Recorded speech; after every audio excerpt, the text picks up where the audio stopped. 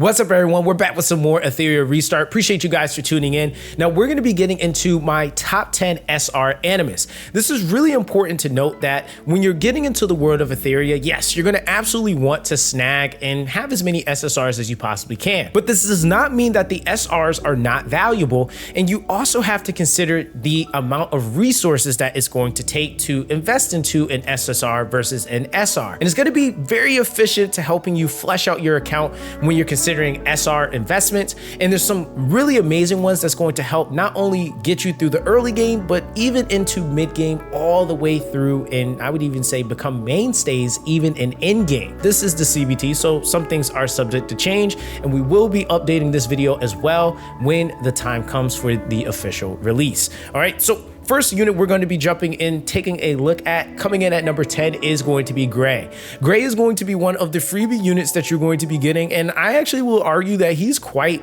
amazing, right? The thing is that him being an SR, he does a little bit of everything that you would need, I feel like, for a damage dealer. Looking at the S3, the lightning speed, it is a AoE defense breaking ability. So he deals 220% damage to all enemies, and on a critical hit, he deals an additional 120% damage, which means that he could essentially deal 340% damage with this ability, which we're talking about SSRs are hitting that hard, right? A little bit more of a stipulation, but when we're talking about him critting, you want him to be critting. So that's not like an astronomical idea, right?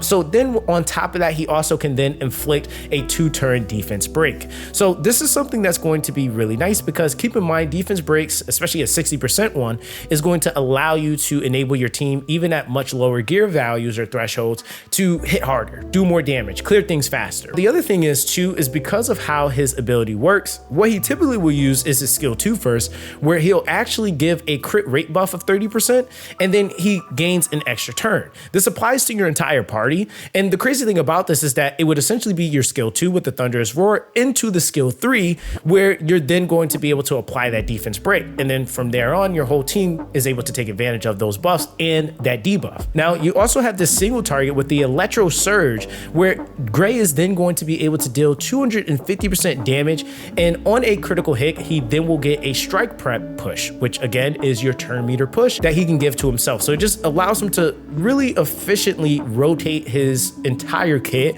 So it's just a really solid character. We all get him for free, which I think is another thing that makes him quite amazing in my opinion. Obul is actually extremely good because he's bringing a little bit of something else to the table, and I feel like for what it was worth, this was one of the characters that got me into a lot of things as far as having some of the fastest clear times. And yes, I'm giving you guys some of my secrets, but this guy was allowing me to wreck people in RTA. This guy is absolutely insane. I was using him as a endgame mainstay. Granted, even with the gear I had, I wouldn't even consider that true endgame gear. It was like early late game, kind of, sort of, but it was still like some work that needed to be done, and he was still putting in a lot of work for me. So what exactly does the Beacon Conductor himself do? With the skill 3, you have Shadow Wave. This is one of my favorite abilities in the entire game. He actually is able to hit 3 times AoE, 80% damage to all enemies, and each hit has a 75% chance to inflict 1 stack of DOT, and then also has a 30% chance to inflict 1 turn of stun, and that's per hit AoE, right? So it is almost a high probability that you're going to get stunned, right? So the dude is kind of disgusting with locking down teams. Having DOT applied to them then allows you to be able to work down your opponents, and this is, again, something that works amazing for PvE and PvP. The only time that abilities like DOT don't work is essentially when you're up against content where DOT, like say for example, it's a boss, they're immune to it, right? But a lot of the times, if it doesn't say that, then DOT works. DOT is actually a pretty amazing ability. Now, of course, with that, we have the Dispel.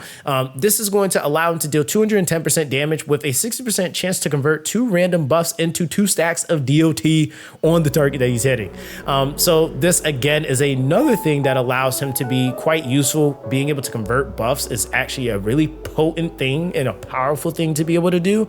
So Obul, like I said, I would argue he's definitely one of the strongest SRs in the game. The skill 1 1, which is his single target ability, which is the water ball, is going to deal 240% damage with 40% chance to inflict another stack of DOT. So he makes DOT very fun. I would definitely say this is a character a lot of people are going to enjoy using. Saia. Now, Saia is actually going to be a very, very insane unit. She does have an SSR version, and I didn't mention her in the SSR video because what she does is super OP, but I wouldn't necessarily recommend, and granted, I actually did use her to clear the entire game, by the way, her SSR version, but I wouldn't recommend it for beginner progression, right? But I will say with Saia, this is a completely different version or variant of herself. She's able to actually revive and heal. So when we're looking at the skill 3 here, this is going to be a all-powerful 1 stack of all-powerful protection and recovers 20% max HP for an ally. This skill can revive a fallen target with the cost of an additional 1 turn cooldown, right?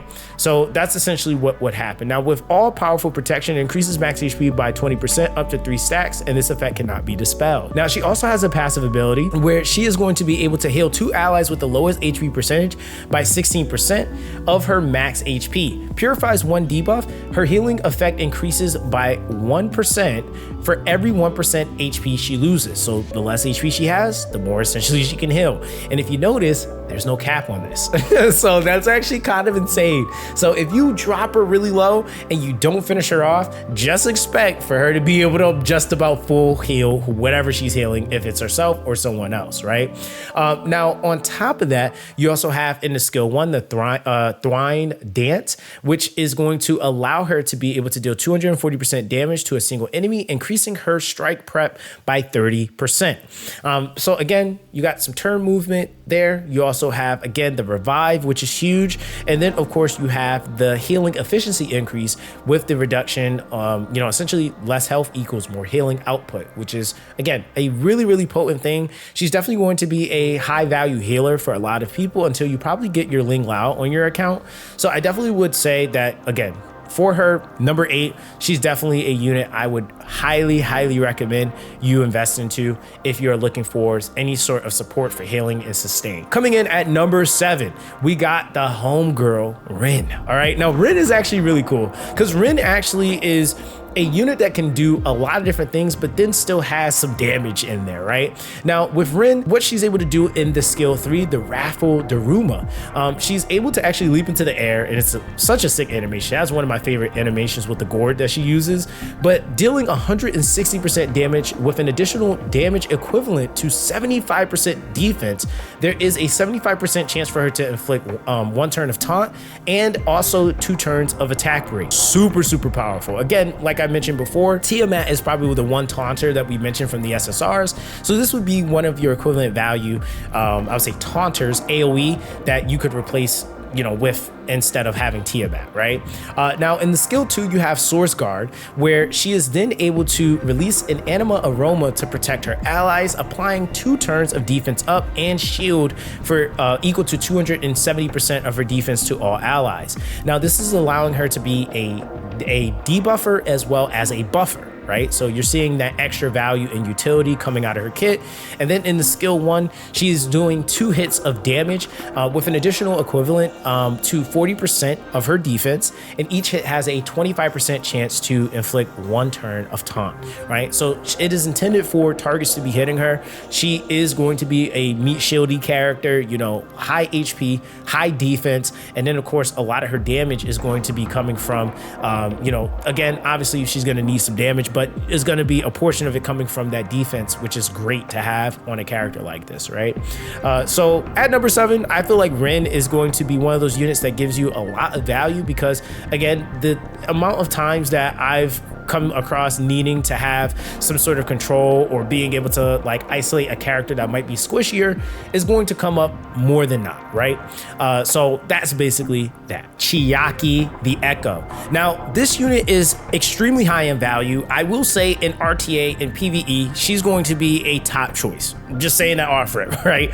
And the reason why that is because when we're looking at her skill 3, the Bright Melody, not only is she going to be able to apply an attack up, but then she also has a another ability called Ave Maria, where strike prep cannot be set back or stolen, increases other ally strike prep by 6% at the end of the turn. Now, when you're looking at the actual skill itself, she increases all ally strike prep by 20% and applies a 2-turn attack if the target already has an attack up. Additionally, applies a 2-turn Ave Maria. And this is a absolutely unique ability. There is no SSR in the game that can do this, where they can just entirely shut down someone from being able to take strike prep and or push it. So like this would mitigate a character like, for example, Lilith, where Lilith is able to push a target's strike prep all the way to 0. This ability would be able to counteract that, right? So that's something that you want to kind of think about when you're talking about, like, you know, making a composition that can counteract something, or even when you're doing PvE things, that's going to essentially help you with like not losing an opportunity to maybe get off a hill or a turn, right? You would want to try to apply that to somebody that really matters in your team comp, right? Now, with the passive, the Violent Inspiration, you're essentially going to be getting those same things from the skill 3, but there's a little bit more that comes with it, right? So before her turn starts, she applies a 2-turn attack up to 2 random allies, and if the target already has an attack up, she additionally applies a 1-turn Ave Maria. So even passively, she's going to be able to utilize this. Now, there is a character that can counteract this ability, but again, it's just one of those things where it's more than not, unless you have that specific character, not going to really get countered like that. Now, you also have in the skill 1 a 240% damage to single enemies and purifying 1 debuff from the ally with the most debuffs. So again, granted, she's not giving you a ton of dispelling, but there is more than anything, you still being able to maintain getting your turns is going to by default reduce debuffs, or at least take down the turns on those debuffs. And then again, because she can also turn meter push, she's going to allow you to be able to get those turns quicker as well. So she's just overall a really, really solid SSR, and she had to be on the list for me personally. Valerian, this is definitely a sleeper unit.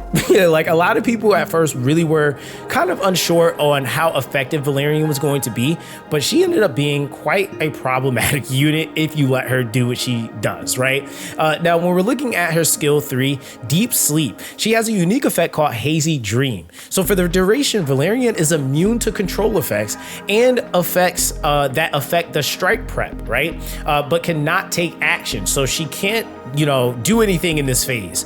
But when an ally starts their turn, Valerian grants them shield equal to 12% of her max HP for 2 turns and a basic buff effect that they don't have. And when an ally is about to die, Valerian is healed for 20% of her max HP and ends Hazy Dream. So it's a death prevention ability on top of that. Now, when you're looking at what the basic buff effect is, it can include attack up, defense up, crit rate, and also speed up buff, right?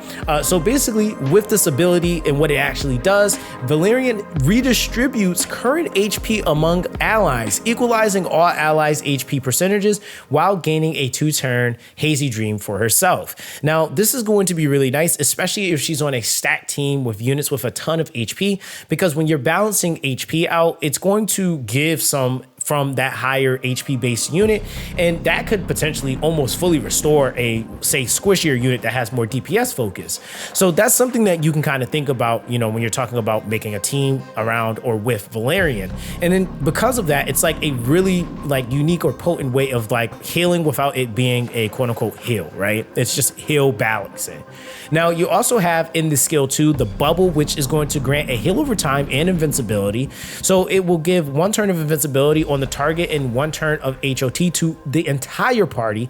And if the target's HP percentage is below 50%, extends the heal over time duration by 1 turn. So again, heal over time is a 15% recovery. So that can be super clutch, but because she can also grant an invincibility, that means that if there's somebody that's taking a lot of heat, she can basically prevent them from dying, which is super huge. And then when we're talking about the single target damage that she's able to do with Profound Dream, this is also going to be dealing 240% damage to a single enemy with a 40% chance to inflict a 1 turn of slumber, where slumber is basically sleep. So the target cannot take action and they will wake up if they take damage, but the damage taken will be increased by an additional 25%. So I want to mention that because sleep in a lot of other games is just kind of like they wake up, whatever, right? But they still take the standardized damage. But if you wake up a target in here with sleep, they actually still give you some benefit because it's like sometimes you might have to wake them up. So they take an additional 25% damage. So I'm just gonna say that's pretty insane. Like, so it ends up working out really well. She's great for sustain, keeping your party alive. And like I said, for progressing, she's definitely going to be a huge asset for a lot of people's accounts. Kazami Kazuyo. Now, Kazami is absolutely insane. She offers a lot of value, especially with allowing you to be able to get your skills much quicker and being able to rotate your turns much faster. Now, with the skill 3 Foresight Vision, what she's able to do on an AoE for your whole party is reducing all skill cooldowns by 1 turn and applying a 3-turn speed up buff. So that's absolutely insane because by time she's ready to say apply this again, you're only gonna have like a 1-turn gap. And if you pair her up with like say the freebie Ling Lo, for example, who can extend the buffs, you basically would have no gap at max skill ups on this ability, which is absolutely insane.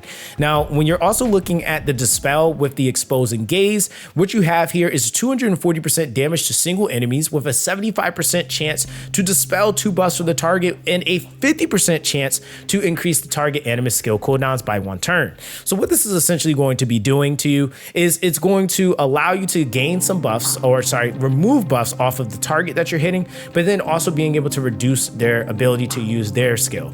So if it's someone or something that's really strong and you're trying to give yourself an extra turn, that might be the determining factor on whether or not you're able to win or lose something. That's definitely going to be a huge asset.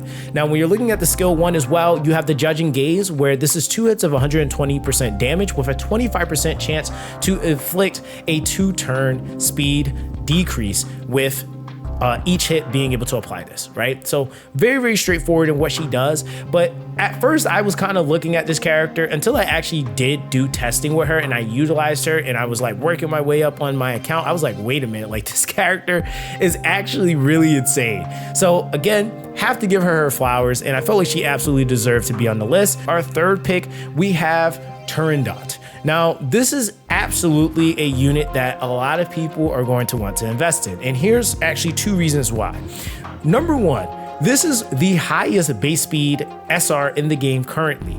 At a 118, that is putting her on par with one of the fastest SSRs in the game. And that is where we get and see a lot of balance, that there are SRs in the game that are just as fast as some of the SSRs in the game, or can be just as bulky as some of the SSRs in the game, right? So you kind of see the trend here. Now, when we're looking at the skill 3, what does she do? She is able to apply a 2-turn attack up and defense up to all allies. No matter what situation you're in, an attack up and a defense up is always going to be good. Like it just is, right? Attack up, defense up is always good. Those are standardized stats that every character is utilizing in some way, shape, or form. So either it's going to be scaling, like you can pair her up with like a Rahu, you can pair her up with Hoyan, and they're both going to get value from that because one's scaling the defense and one's scaling the attack. And then they still will use the opposite stat for either more sustain or a little bit more damage, right? So it's a huge asset ability. Now, when you're looking at Whirling Blades, this is a 4 hits of 70% damage. Each hit has a 30% chance to push back the strike prep of the target by 30%. And also has a 40% chance to dispel 1 buff. So this is absolutely an insane counter to units that are buff stacking. Granted, it is single target, but who cares? You can literally just have a whole bunch of the buffs that they just applied just get completely removed, and this could give you an absolute edge. This again is great for PvE and for PvP, right? Now, when we're also looking at the skill 1 here, we have the Severing Blade, where basically another single target ability. She's able to hit 3 times, 80% damage with a 50% chance to gain a accuracy up ability.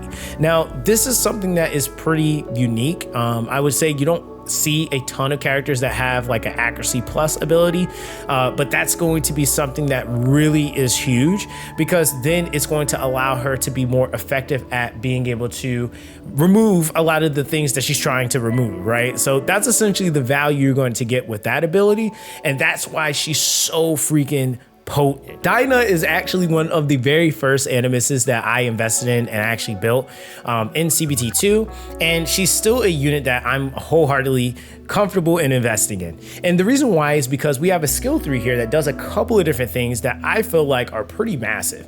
Now, she's going to be able to inflict a defense break with a ability called vulnerability and then erosion. So vulnerability is going to increase the damage that that target takes by 30%. And then erosion is going to be upon taking the next crit damage, consumes 1 stack to take an additional real damage equal to 40% of the attacker's attack and increases the attacker's strike prep by 8%. Right now, when you're actually looking at the skill, she hits 4 times to all enemies with 70% of the damage, and each hit having a 40% chance to inflict a 2-turn defense break. If the target already has a defense break, instead has a 25% chance to inflict a 2-turn of vulnerability.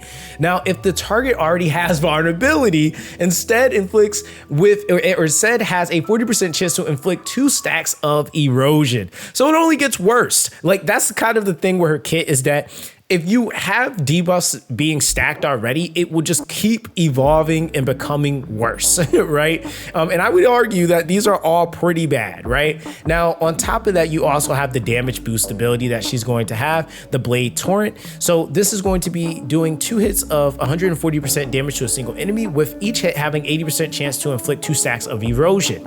And if the target doesn't have erosion, increases inflicted stacks by 3 or up to 3, right? So again, she's going to get that erosion no matter what, which is going to be super huge for that extra damage and the extra strike prep push that she's going to be able to get.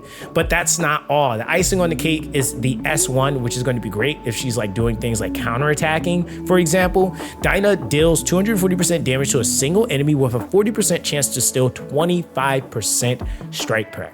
So again, the more times that she's able to use her S1, the more that you can snowball her into being able to rotate into her skill 3, into her skill 2. And that's going to be something that's super huge with you being able to just absolutely obliterate your opponents. So I felt like, you know, she had to make the list, for lack of better words, because of that.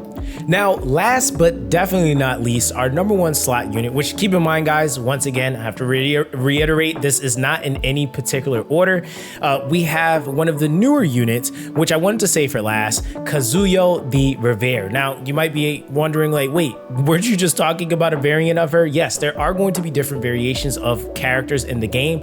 But what's really cool about how they've approached this is that the characters will have entirely different kits. They don't even remotely operate the same, and even things such as their attributes might be different, right? So like, you can see that the Kazami and the Kazuyo, I mean, there's that, right? They look similar, but who knows? Story-wise, we might find something out here. So we'll save that for later. But either way, with what she's able to do, we have the Sync and Void. Now, what does the Sync and Void do? The Sync and Void is actually very interesting because this is going to give you a decreased attack and also allow you to sleep. But what makes her quite interesting is how she is able to operate under the notion that her opponents are asleep, right? Now, what she does is she deals a 3 hits of 85% damage to all enemies with a 65% chance to inflict an attack break for 2 turns. And if the target is already inflicted with an attack break, this effect changes to and has a 45% chance of inflicting slumber for 1 turn, which is essentially the sleep, right? Now, keep in mind that, like I mentioned before, when a character is under slumber or sleeping, they can't take an action, but normally the effect would end after they take damage, and the damage that they take is then increased by 25%. But let's read her passive. Now, her passive in slumber, when Kazuyo the Revere attacks an enemy under slumber, each attack has a 100% chance to reduce the strike prep by 15% without removing the slumber status. So she is going to be one of the only characters in the entire game at this moment, at the recording of this video, that can hit a target without waking them up if they're under sleep. So if you have someone that's like doing like some form of like debuff extensions or etc., she's going to be absolutely insane to designate as the one doing the damage because she won't remove it. And keep in mind, because slumber is applied, they now just have basically a 25% additional damage debuff on them, which is insane, right? Now, of course, when you're looking at the skill 1, she does 2 hits, 120% damage to a single enemy with a 30% chance to inflict 2 turns of slumber. Now, keep in mind, because this is a passive ability, this means no matter what skill she used between the skill 3 and or the skill 1, she's always going to be able to be able to apply just doing the extra damage for the 25% without actually waking them up. And then also it is guaranteed if they are asleep, she's pushing them back, right? So the more that she's able to do that, because keep in mind, these are a multi-hit ability, right? She's hitting 3 times. That right there is going to be 45%, right? So that's insane.